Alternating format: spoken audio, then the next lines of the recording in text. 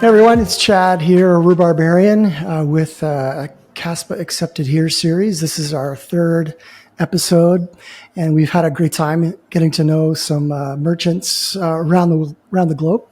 This time we're in Lithuania with Angel, and he's got an amazing Latino chicken restaurant, and he's going to show us around and whatnot. So, but we'll just start. Angel, why don't you just introduce yourself?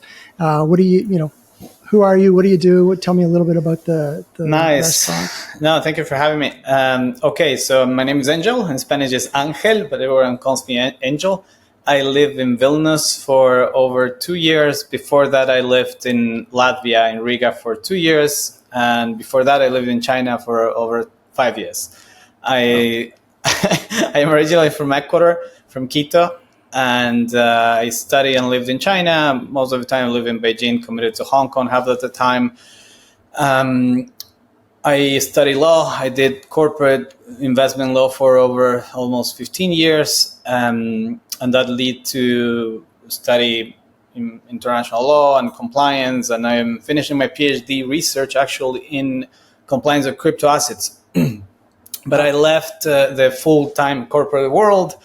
And actually, after COVID, when I decided to move to the Baltics and try to start something on my own, I started some startup that ended up being more in the academic now research sphere with Riga Technical University. And my idea was, okay, I'm here in Vilnius now, and I might as well do something that I like. I love cooking. I love cuisine. And the idea of opening a Latin American rotisserie in Vilnius is because there's no such thing as the Latin American rotisserie. In Latin America, most likely you have a rotisserie in every single corner. Here, people might have kebabs in every corner, sure, but not roasted chicken as much. And I had this idea in my head, and I said, okay, why not? Having an additional gig thing to do. And I opened this. We just started on January. Actually, we're super new. Mm-hmm. We just integrated online applications the last 2 weeks, and we were good to go. We're just starting, very happy, very excited, accepting Caspa from day one, actually. Nice. But yeah, so that's kind of my background. I quit this corporate world for a number of years now, and I do some consulting on the side as an attorney, but I like the idea that I will get my PhD and I will cook chicken for a living. Nice. That's great. So business is going well. You just launched, but how's the response from your clients?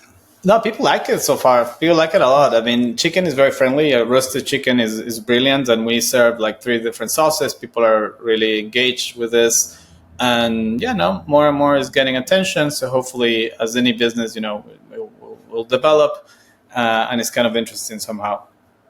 Nice. Yeah. That's great. So exciting to hear. I mean, it sounds like your background and your loves are many, and you're kind of got your fingers in all kinds of pies, and that's great. And I love the idea that you're definitely an entrepreneur and a startup, which is from a Caspa perspective, from a marketing perspective, it's just great to see entrepreneurs launch and to take Caspa with them, even in this early stage. Because you guys, and I've said this to the other merchants, you guys are pioneers accepting Caspa. Oh, yeah. So why did you accept Caspa as a payment option? Okay, so I discovered Caspa, and I will say thanks God by my brother, because I came into crypto not too earlier actually, but it was 2017, and I actually heard about crypto very, very earlier, like around 2011 in Shanghai.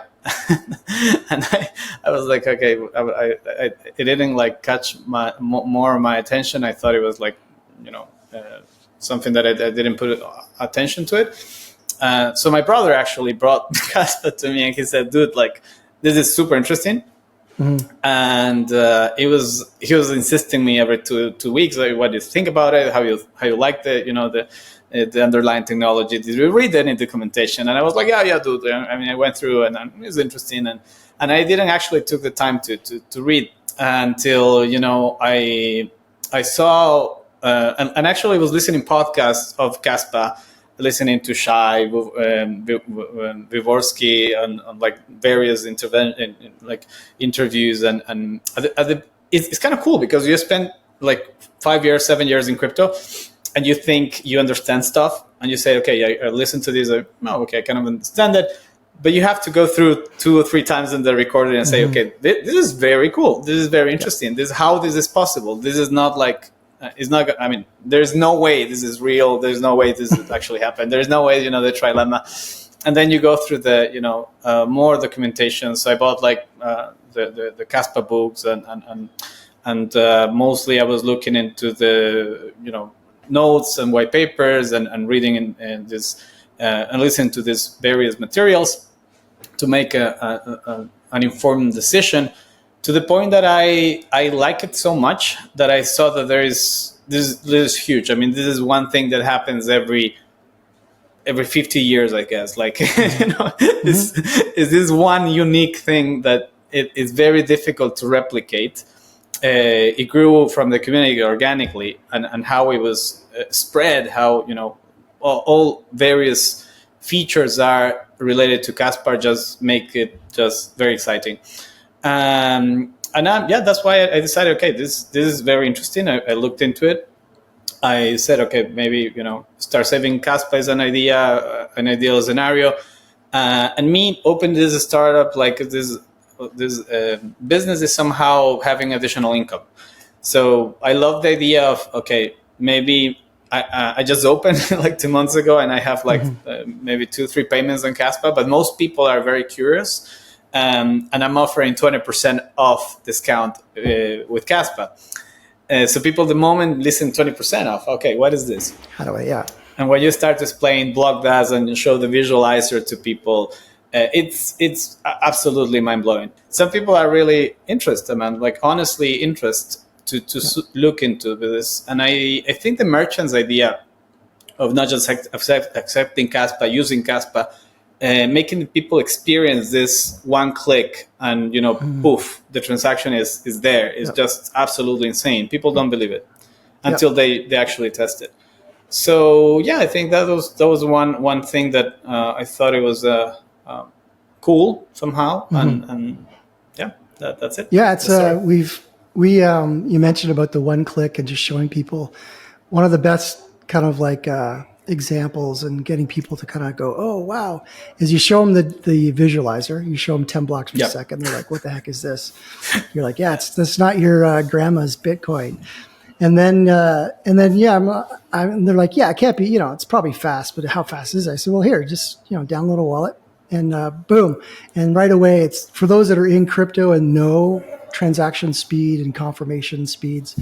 They're like, wow, that's amazing. And it's in my wallet. You're like, yep, you don't have to wait for confirmation. It's already there. So that's why I love the merchant angle. Like, you guys are early adopters. Of course, there's, still 99.9% of people still need to accept Caspa, but you're the point whatever percentage. But you're not just accepting Caspa and using it as in commerce. You're educating your clients. Yes, exactly. And with your background, I mean, I'm just listening to you going, oh my gosh, like Latin America is one of the kind of the gaps within the Caspa ecosystem for adoption.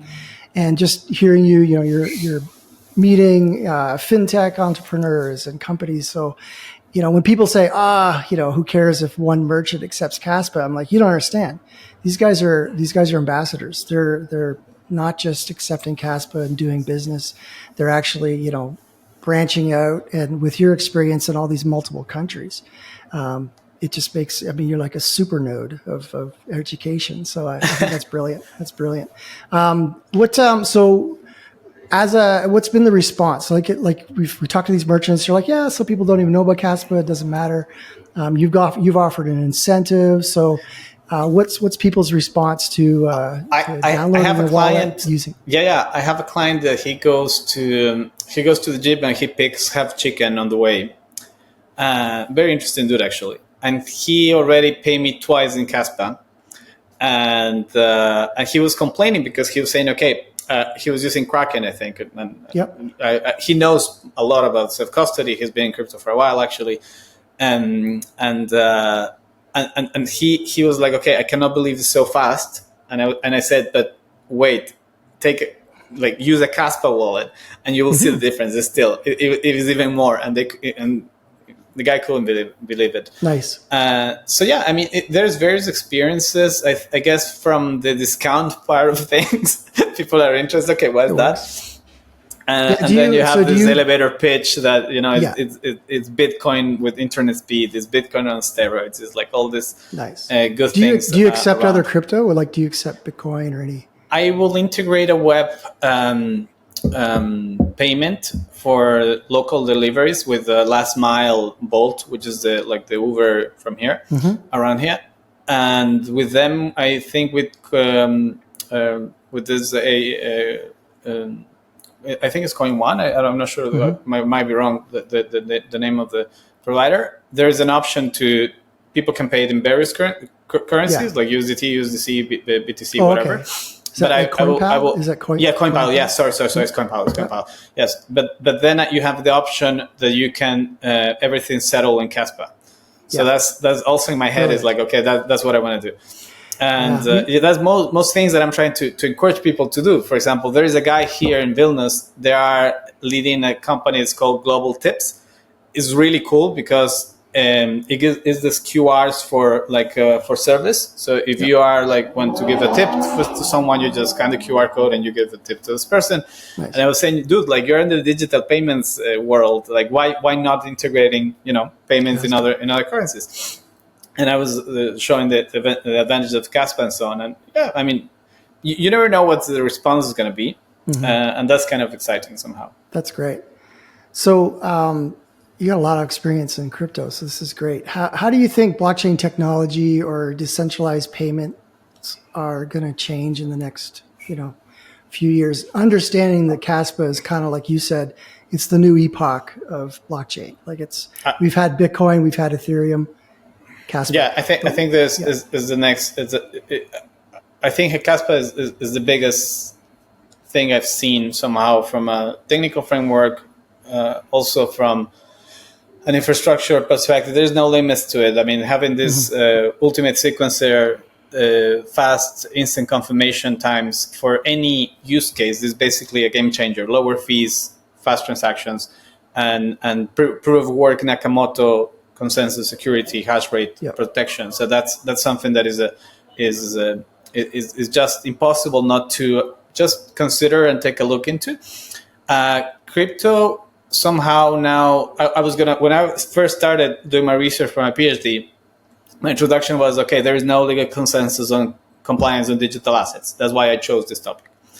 And now there is a trend, obviously, that people are trying to follow to try to make compliant and put crypto as a category, like a decent category within the other asset classes. And I think for anything that will occur, information is key. I'm a big fan of Sergey Nazarov, for example. He was in this podcast last week on the podcast it's on chain, I think it's called. And he was talking about what he says is the unified golden record. So that meaning is like a container of data that it will get updated every single time with information from the real world into the on-chain asset. So people can have an awareness where they're buying into. And that works for proof of reserve, for stable coins, for Merkle trees, and so on. But if you're looking for instant verification on a second basis, in my head is like the only way you can do this is with the block that Caspa, and that's it.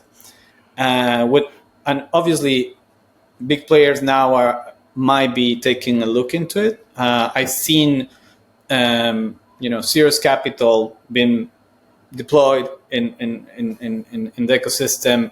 Infrastructure of ASICs just to secure the network is huge, and mostly from not just an ROI perspective on those. You see that there is potentially like huge interest, and the interest equals potential. So there is something that these folks are looking, and they are looking on the long-term horizon that might be aware of. And I lived through the internet days. I mean, connected the internet through this wire and have this ringtone, like you know what it was like. At the time. Who will think that Google will become Google? And here you have somehow you can actually figure it out and say, okay, this is it. This is going to be a game changer. This is the next generation. So you kind of touched on it, but what are some upcoming Caspa developments that you're most excited about? Obviously, I mean, 10 bps coming. I think it was a milestone. Because of what we'll bring with the possibility now that with the IGRA, for example, having a layer 2 in which you will have a base rollup and you have the possibility to have computation, smart contracts, DeFi applications will come. The moment the stable comes, that also is a question that the guy from the fintech background was asking to me. Like, I have to pay you in Caspa, but price changes. I don't want to pay you in something that is a volatile asset. If you will be using Circle or something like Euro stablecoin or USDC stablecoin, it will be another story. And that's the thing that people have to understand. I mean, I think that's what's going to be the long run. So yeah, obviously 10 bps, but that's very near. I'm very excited about Dark Knight actually as the idea of a protocol that is parameterless, and you don't have to. It works on the internet speed, so there is like no somehow more exciting in the sense that you don't need to put a parameter K for block confirmations, and this will be protected against even a collapsing. The situation that you can lose hash rate or you have an internet attack or an energy attack or something like that, and that is something that is very very very exciting to think about. Yeah, Dag Knight is the end game, as I think Jonathan mentioned it a couple times in some of his speeches, that there's nowhere else to go from there. It's the speed of the network. Correct. Correct. So it's pretty amazing. So you're so obviously excited about Crescendo and the smart contracts and stablecoins and banking standards and just the enterprise market potential is massive. And I think you mentioned mining too. I've talked to a lot of people who are they have questions about what happens when emissions are done and all the coins are mined, but people don't realize that the fraction of coins that you get now just from mining coins that are available, the fee market is going to be massive. Like if you just connect with say it's KRC20s or NFTs or any kind of like common classic crypto fees, you're gonna win. But think about if a bank standard accepts Caspa. It's just brilliant. The percentage of mining fees will be in their. I mean, if you think about it, is a bank, is a nation, is all these players that will absolutely make a game changer to the. And the reason being is why they will implement Caspa. Okay, it's faster. It will be 4 times faster than Solana. It will be cheaper. It will be safe than Ethereum. It will be Bitcoin security. So yeah, that's very interesting. But why they have to jump into this? Why it's so exciting? When banks they realize that they will have MEV protection. That's something that within their interest there might be something that they will want to look into because they don't want bots to be front running transactions every single time because people are extracting value from their potential customers or their stakeholders, and that's somehow in the financial industry might be even reputational damage. Even so, I don't know. I mean. We're super early on this, I guess. Totally. And but yeah, looking at what the core development does and how they do it with the amount of ethics they have and the incredible capacity, because listening to these guys is just hands down. There's no way. There's nothing near to this. So I think that when people are getting love into this vision and they understand the reasons behind and the values, the community, the fair launch model, and so on, it's something that you cannot just replicate from one day. So yeah, you I could think that's try and value. copy paste, the coin and start your own whatever Caspa owns. Yes. But you don't have the core team. You don't have the massive community that's doing outreach. You don't. Yeah, and shout out to all these guys content, creating content that is just absolutely brilliant. I mean, every single week you see people that they make a lot of effort putting together very high quality material that you have to sit and read and go through a lot of stuff and go through interviews and actually do your homework to explain something on an easy manner. And people are doing this because of they have commitment to it. They're not being paid. It's insane. No paid. Yeah, it's a lot of work. But I was just looking at if you search Caspa on X, I actually had to stop counting. There's well over 1,000 Caspa accounts. People creating content, and of course we know there's probably about 50 or so that are like really hardcore Caspa content creators. We follow them on the X account. So it's just it's a massive wave around the world of people creating content. So what are you excited about? What's your favorite part about the community? We kind of talked about it just now, but what's your favorite part about the community? And if you have any shout outs you want to offer, go for it.